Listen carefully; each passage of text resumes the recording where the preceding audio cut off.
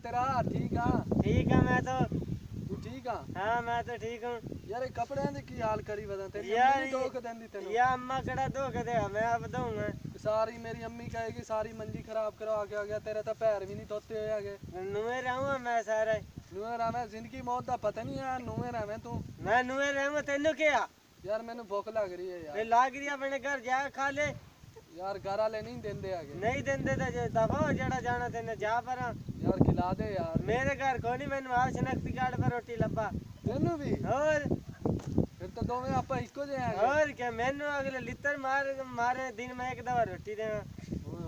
इससे पारू तो तेनू कपड़े भी नहीं धो मैं कपड़े देंदे मैं भी किसी से चोरी कीते आगे कपड़े लाग रहा था मैंने नुए में भी चोरी करके मैं शर्टी चोरी कीती है पर भी मस्जिद तू चोरी कीता है जब लाग रहा था मैंने चरसियां था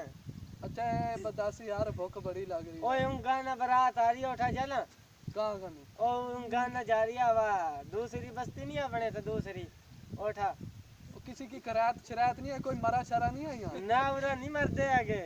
नहीं यार वहाँ दफना रहे थे पूछते हैं कौन ना ना वो उन गाना है गया बारात जे जाना तो चला आप यार जे तने भूख लग रही है लाग रही नहीं ओ तेनू देखण गए बन छान के कोई बता नहीं मैं मलंग बंदे आप कुछ नहीं होता मैं आपा नु मारे घर इज्जत नहीं बाहर क्यों होनी अपनी नहीं बाहर वाले अपनी इज्जत करते आगे नहीं करते आगे मैं तो आप लितर मार के बजा दे किले देख दी यार कर देता मेरे नाल भी में आगे मैनू भी बचाता यार कहने दफा हो जा जद घर नहीं इज्जत होती बाहर क्यों होनी है बंदे की हैं यार कोई खत्म हैगा इधर खत्म नहीं हैगा शादी तो हैगी है इधर खाने वाले दे नाल हैगा ना ना